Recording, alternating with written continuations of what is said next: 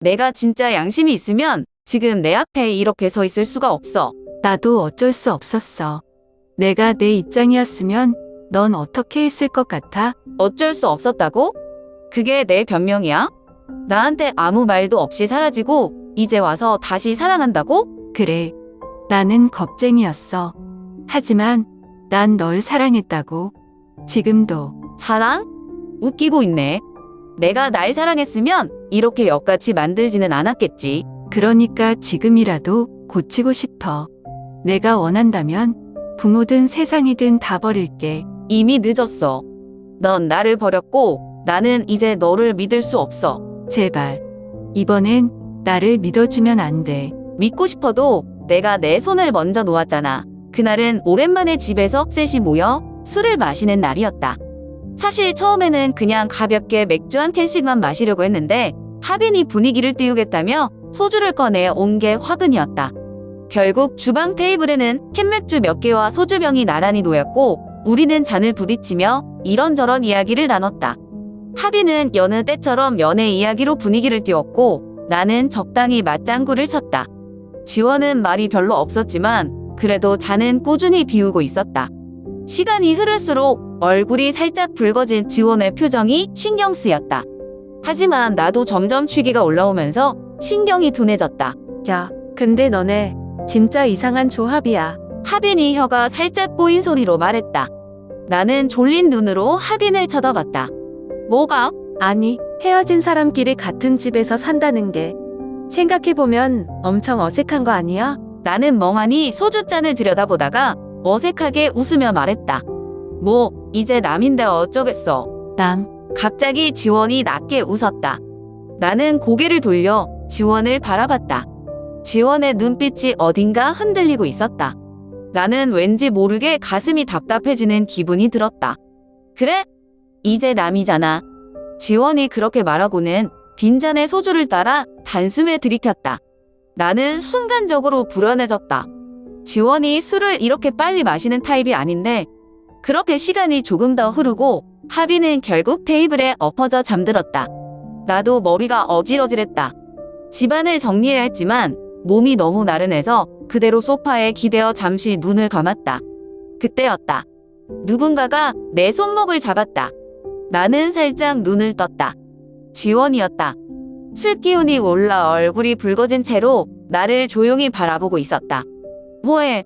지원은 대답하지 않았다. 대신 천천히 나에게 다가왔다. 그리고 갑자기 내 얼굴을 가까이 끌어당겼다. 입술이 닿는 순간 나는 온몸이 굳어버렸다. 순식간에 정신이 번쩍 들었다.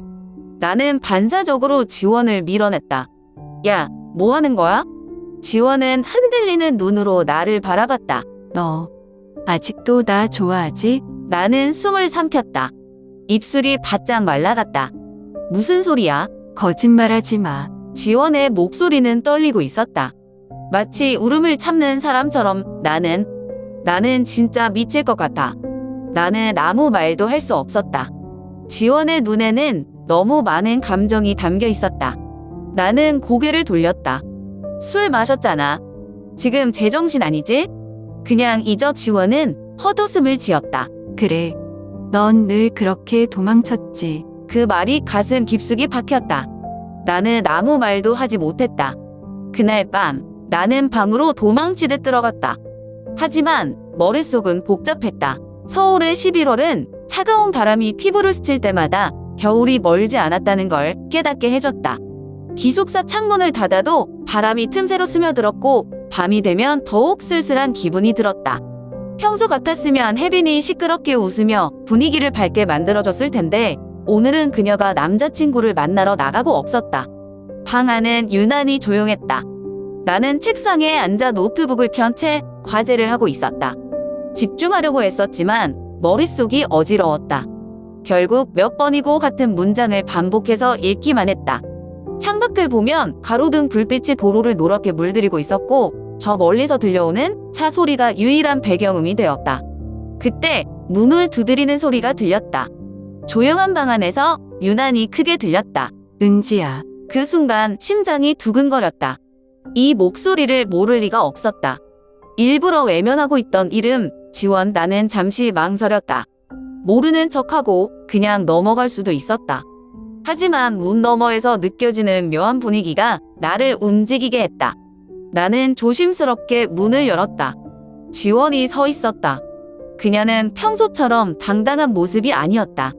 흔들리는 눈빛, 살짝 깨문 입술, 마치 무언가를 말하려다가 삼킨 듯한 표정. 그녀가 이러는 건 처음이었다. 우리 얘기 좀 할 수 있을까? 그녀의 목소리는 평소보다 한 톤 낮았다. 떨림이 느껴졌다. 나는 아무 말 없이 문을 열어 그녀를 들여보냈다. 지원이 방 안으로 들어오고 나는 문을 닫았다. 순간 방 안 공기가 무겁게 내려앉는 느낌이었다. 우리는 테이블을 사이에 두고 마주 앉았다. 어색했다. 1년 전만 해도 우리는 자연스럽게 서로의 공간에 스며들었는데 이제는 마치 처음 만난 사람들처럼 조심스러웠다. 지원은 깊은 숨을 들이마셨다. 마치 오래전부터 준비해온 말을 하려는 듯했다. 하지만 쉽게 입을 떼지 못했다. 나는 기다렸다. 은지야, 너 내가 왜 갑자기 헤어지자고 했는지 궁금하지 않았어? 그 말이 나오는 순간 내 심장이 순간적으로 멎는 것 같았다. 1년 전 지원은 아무런 예고도 없이 나에게 이별을 말했다. 이유도 설명하지 않았다. 나는 묻고 싶었지만 그녀가 이미 결정을 내린 얼굴을 하고 있었기에 더는 매달리지 못했다. 그래도 혹시나 하는 마음에 언젠가 다시 돌아올 거라는 기대를 버리지 못했다. 하지만 그 기대는 점점 무너졌고 나는 스스로를 설득하며 지원을 잊으려 했다. 그런데 이제 와서 그녀가 스스로 그 이야기를 꺼내다니. 나는 아무 말 없이 그녀를 바라봤다. 어떤 감정을 드러내야 할지 몰랐다. 원망해야 할까? 반가워해야 할까? 지원은 내 표정을 살피더니 작은 한숨을 내쉬었다. 그리고 떨리는 손으로 테이블 위에 올려둔 자신의 손을 꽉 쥐었다. 나 그때 너한테 거짓말했어. 거짓말? 나는 순간적으로 여러 가지 가능성을 떠올렸다. 하지만 어떤 것도 확신할 수 없었다. 무슨 말이야? 지원은 한참을 망설이더니 조용히 입을 열었다. 사실은 내가 널 떠난 게 아니었어. 떠나야만 했어. 그 말에 나는 더 혼란스러워졌다. 떠나야만 했다고? 그게 무슨 뜻일까? 지원은 마치 더 이상 숨길 수 없다는 듯한 표정으로 나를 바라보았다. 그리고 입술을 앙다문 채 오랫동안 가슴속에 묻어두었던 진실을 꺼내놓을 준비를 하는 듯했다. 서울의 밤은 조용했다. 가을이 깊어질수록 바람은 점점 차가워졌고 기숙사 창문 틈으로 스며드는 공기가 유독 싸늘하게 느껴졌다. 책상 위에 놓인 스탠드 불빛만이 방 안을 희미하게 밝히고 있었다. 지원은 내 앞에 앉아 있었고 나는 그녀의 손끝이 떨리는 것을 보고 말았다. 그녀는 여전히 무언가를 망설이고 있었다. 그러다 결국 깊게 숨을 들이마시더니 낮은 목소리로 말을 꺼냈다. 나 절대 내가 싫어져서 헤어진 게 아니었어. 나는 순간적으로 숨이 멎는 기분이었다. 너무 갑작스러웠다. 그동안 내가 품어왔던 질문, 원망, 슬픔이 한꺼번에 밀려왔다. 뭐? 부모님이 우리 관계를 아셨어. 나는 그녀를 바라봤다. 지원의 눈빛은 흔들리고 있었다. 그래서? 그래서 내가 알다시피 우리 집안은 좀 보수적이잖아. 부모님이 날 불러서 말했어. 더 이상 여자랑 연애하는 건 용납할 수 없다고. 그만두지 않으면 날 가족으로 인정하지 않겠다고 했어. 그 순간 마음이 철렁 내려앉았다. 숨을 들이마시려 해도 목이 꽉 막힌 기분이었다. 너? 나는 차분한 척했지만 속은 부글부글 끓고 있었다. 그래서 날 버렸다고? 지원은 당황한 듯 나를 바라봤다. 은지야, 그런 게 아니라 난 아니면 내가 날 지킨답시고 혼자 떠난 거야? 지원은 입술을 꾹 깨물었다. 나는 최선을 다해서 버틴다고 생각했어. 부모님이랑 싸우고 설득해 보려고도 했고. 근데 결국 방법이 없었어. 돈 끊고 강제로 선 자리 잡아놓고 심지어 친척들한테도 이미 약혼했다는 식으로 말을 퍼뜨려 버렸어. 나는 주먹을 꽉 쥐었다. 그래서 그냥 포기한 거야? 포기한 게 아니라 선택을 한 거야. 내가 모르게 하는 게 맞다고 생각했어. 나는 비웃음이 나왔다. 내가 뭔데 내 감정까지 결정해? 지원은 아무 말도 하지 못했다. 너 혼자 힘들었을 것 같지? 나는 어떻게 했을 것 같아? 연락도 없이 이유도 없이 갑자기 헤어지자고 한 사람이 무슨 낯짝으로 지금 와서 이런 말을 해? 지원은 두 손을 꽉 쥐고 있었다. 미안하다고? 나는 헛웃음을 지었다. 그게 다야. 지원은 내 눈을 똑바로 바라봤다. 나 도망쳤어. 나는 순간 멍해졌다. 뭐, 더는 이렇게 살기 싫어서 부모님이 정한 대로 살고 싶지 않아서 다 끊어버렸어.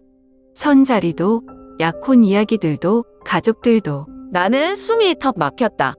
그럼 이제 와서 나한테 뭘 어쩌라고? 지원은 조용히 말했다. 몰라. 근데 최소한 이제는 거짓말하지 않을 거야. 더는 도망치지 않을 거야. 서울의 밤 공기는 차가웠다. 기숙사 창문을 닫아도 스며드는 냉기가 피부에 와 닿았고 방 안은 어색한 침묵만이 가득했다. 책상 위 스탠드 불빛 아래 지원의 그림자가 길게 늘어졌다. 나는 아무 말도 하지 않았다. 아니, 못했다. 그녀의 말이 머릿속에서 계속 맴돌았다. 나는 1년 동안 그녀를 지우려고 애썼다. 잊어보겠다고, 나도 이제 앞으로 나아가겠다고 다짐했다. 하지만 결국 나는 잊지 못했다. 그러면서도 지원이 다시 돌아온다면 나는 과연 어떤 감정을 가질까? 궁금했는데 지금 이렇게 마주한 순간 그 답을 알 것 같았다. 지원이 눈을 감았다가 천천히 떴다. 그녀의 눈가에는 눈물이 맺혀 있었다. 내가 나를 미워해도 어쩔 수 없다고 생각해. 나는 입술을 깨물었다. 근데 은지야, 정말이야. 난 아직도 널 사랑해. 한 번도 사랑하지 않은 적 없어. 그녀의 목소리는 떨리고 있었다. 하지만 나는 쉽게 마음을 열 수 없었다. 그래서 이제 와서 그 말을 하면 다 해결돼. 지원은 잠시 말을 잇지 못했다. 그게 아니라 그냥 너한테 솔직해지고 싶었어. 다시 잘해보고 싶다는 말도 용서를 바란다는 말도 못하겠어. 그냥 내가 내 진심을 알아줬으면 해서. 나는 비웃음을 흘렸다. 진심? 내가 진심으로 날 생각했으면 그렇게 떠나진 않았겠지. 나도 어쩔 수 없었어. 그 말이 제일 비겁한 거 알아? 지원은 아무 말도 하지 않았다. 넌 떠나면서 한 번이라도 내가 어떤 기분일지 생각은 했어? 너한테 아무 말도 못 듣고 이유도 모른 채 버려진 나는 그렇게까지 날 지키고 싶었다면서 정작 넌 날 완전히 부숴버렸어. 지원이 고개를 떨궜다. 나도 알아. 내가 정말 큰 상처를 줬다는 거. 알면 다야. 아니, 그래서 이렇게 다시 내 앞에 온 거야. 나는 한숨을 쉬며 머리를 쓸어 넘겼다. 너무 많은 감정이 한꺼번에 몰려왔다. 원망, 슬픔, 그리고 아직 사라지지 않은 사랑. 너 다시 돌아오면 모든 게 예전처럼 될 거라고 생각해? 아니, 그럴 수 없다는 거 알아. 나는 그녀를 바라봤다. 지원은 진심이었다. 하지만 진심이면 뭐하나? 이미 너무 많은 상처가 남았는데. 너한테 나랑 다시 시작할 용기는 있어? 지원이 단호한 눈빛으로 나를 바라봤다. 있어. 내가 허락만 해준다면. 나는 아무 말도 할 수 없었다. 창밖에서는 바람 소리가 들려오고 있었다. 비가 내리는 날이었다. 서울의 가을비는 유난히 차가웠다. 바람까지 거세게 불어서 우산을 써도 소용없을 정도였다. 나는 학교 근처의 작은 카페 창가에 앉아 멍하니 바깥을 바라봤다. 유리창에 맺힌 빗방울이 천천히 흘러내렸다. 손에 들린 커피는 이미 식어버렸고 머릿속은 더 엉켜 있었다. 나는 하루 종일 지원을 피했다. 일부러 강의실도 그녀가 있는 자리와 먼 곳에 앉았고 점심시간에도 평소같이 밥을 먹던 무리 대신 혼자 조용히 먹었다. 지원과 다시 얽히고 싶지 않다고, 혼자 있는 게 더 편하다고 스스로를 설득하려 했지만 마음이 시끄러웠다. 혜빈이 내 앞에 앉아 나를 빤히 쳐다봤다. 은지야, 너 요즘 이상해. 지원이랑 또 무슨 일 있어? 그냥 생각 좀 할 게 있어서. 또 너네는 맨날 생각만 하냐? 고민하고 피하고 고민하고 피하고 그렇게 질질 끌 바에 그냥 안 만나는 게 낫지 않아? 그게 그렇게 쉬우면 내가 이러고 있겠냐? 그럼 지원이가 다시 너한테 마음 표현했어? 나는 대답하지 않았다. 혜빈은 깊은 한숨을 쉬더니 커피를 한 모금 마셨다. 나는 솔직히 내가 조금 더 너 자신을 생각했으면 좋겠어. 너네 관계에선 항상 내가 손해보는 것 같아. 내가 손해본다고? 응. 지원이는 떠났고 넌 그걸 감당해야 했고 이제 와서 다시 돌아와서 사랑해라고 한다고 그게 다야? 너는 그동안 아팠던 거 힘들었던 거 그걸 그냥 다 잊을 수 있어? 그 말에 가슴이 철렁 내려앉았다. 잊을 수 있을까? 나는 진짜로 그녀를 다시 받아들일 준비가 되어 있을까? 그렇게 몇 시간 동안 카페에 앉아 고민하다가 결국 답을 내리지 못한 채 기숙사로 돌아왔다. 그런데 기숙사 복도에서 문 앞에 서 있는 지원을 보았을 때 심장이 철렁 내려앉았다. 그녀는 젖은 머리카락을 손으로 쓸어 넘기면서 나를 바라보고 있었다. 기다렸어? 응, 비 오는데 왜 여기 서 있어? 너 올 때까지 기다리고 싶었어. 나는 한숨을 쉬며 머리를 쓸어 넘겼다. 지원아, 나 지금 머릿속이 너무 복잡해. 너도 알잖아. 이게 쉬운 문제가 아니야. 알아. 근데 나 그냥 이렇게 끝내고 싶지 않아. 나는 그녀를 바라봤다. 지원은 간절한 눈빛으로 나를 보고 있었다. 너 다시 한번 나한테 상처 주면 어떡해? 안 줄 거야. 어떻게 확신해? 지원은 잠시 침묵했다가 조용히 말했다. 확신은 없어. 근데 확실한 건 나는 이번엔 절대 도망치지 않을 거라는 거야. 나는 그 말을 듣고도 쉽게 답을 할 수 없었다. 지원은 과거에도 나를 사랑했지만 결국엔 나를 떠났다. 그런데 이번에는 정말 다를까? 우리 다시 시작하면 내 가족이랑 사회적인 시선 같은 거 너 감당할 수 있어? 감당할 거야. 내 옆에 있고 싶으니까. 나도 솔직히 모르겠어. 다시 상처받을 자신이 없어. 그럼 다시 한번 나한테 기회를 줄 수 있을까? 이번에는 내가 더 많이 노력할게. 나는 아무 말 없이 그녀를 바라봤다. 정말 다시 시작할 수 있을까? 시간이 멈춘 것처럼 느껴졌다. 그러다 결국 천천히 다가가 지원을 꼭 안았다. 한 번만 더 해보자. 지원이 내 품에서 떨리는 걸 느꼈다. 그리고 조용히 나를 더 세게 안아왔다. 창밖에서는 여전히 빗소리가 들려왔다. 비는 언젠가 그치겠지만 우리 관계는 이제 다시 시작될 수 있을까? 나는 아직 확신할 수 없었다. 하지만 이번만큼은 내 감정에 솔직해지고 싶었다. 세페커 00 일주일이 지났다. 생각보다 빠르게 지나간 일주일이었다. 마치 아무 일도 없었던 것처럼, 하지만 동시에 너무 많은 것이 변해버린 느낌이었다. 지원과 나는 다시 함께하기로 했지만 이번에는 굳이 누구에게도 알릴 필요가 없었다. 예전처럼 티나게 손을 잡고 다니거나 사람들 앞에서 애정을 과시할 필요도 없었다. 그냥 서로를 향한 작은 행동들이 자연스럽게 우리 관계를 말해주고 있었다. 강의가 끝난 후 지원과 나는 같이 도서관으로 향했다. 캠퍼스에는 늦가을의 냄새가 가득했다. 낙엽이 하나둘 떨어지고 공기는 점점 더 차가워지고 있었다. 지원이 조용히 내 옆을 걸었다. 가끔 손끝이 스칠 때마다 우리는 마치 아무렇지 않은 듯 자연스럽게 피했다가 다시 가까워졌다. 도서관에 도착하자마자 혜빈이 우리를 발견하고는 눈을 가늘게 떴다. 세페커공이 너희 요즘 뭐야? 세페커 00 나는 모른 척하며 가방에서 노트북을 꺼냈다. 뭐가? 세페커공이 둘이 예전보다 더 친해진 것 같은데 다시 만나는 거야. 세페커 00 지원이 살짝 당황한 듯 나를 바라봤다. 나는 웃으며 대충 얼버무렸다. 세페커 01 그냥 서로 잘 지내는 중이야. 세페커 00 혜비는 한숨을 쉬며 고개를 저었다. 세페커 02 어휴 대놓고 말하긴 쑥스러운 거야 뭐야. 근데 솔직히 말해봐. 이번엔 정말 괜찮은 거야. 또 똑같은 일 생기는 거 아니지? 세페커 00 지원이 손을 꼭 쥐었다. 세페커 02 이번엔 안 그래. 내가 변했어. 세페커 00 혜빈이 조용히 지원을 바라보다가 고개를 끄덕였다. 세페커 02 그래? 너네가 좋으면 된 거지. 근데 은지야, 내가 너무 힘들어하는 것 같으면 나는 이번에도 솔직하게 말할 거야. 알지? 세페커 공공 나는 피식 웃으며 고개를 끄덕였다. 혜비는 항상 내 편이었다. 가끔은 너무 솔직해서 상처받을 때도 있었지만 결국 나를 가장 걱정해주는 사람이었다. 도서관에서 나오니 해가 저물고 있었다. 기숙사로 돌아가는 길, 지원이 내 옷자락을 살짝 잡았다. 나는 고개를 돌려 그녀를 바라봤다. 왜? 세페커 01 그냥 내가 있어서 다행이야.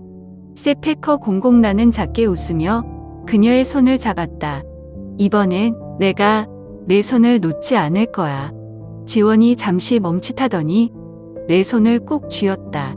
여전히 불안은 남아 있었다. 그녀의 가족이 다시 찾아올지도 모른다. 사회적인 시선이 우리를 힘들게 할지도 모른다. 하지만 적어도 이번에는 혼자가 아니었다. 우리는 천천히 걸었다. 저 멀리 가로등이 하나둘 켜지면서 우리의 새로운 시작을 비추고 있었다.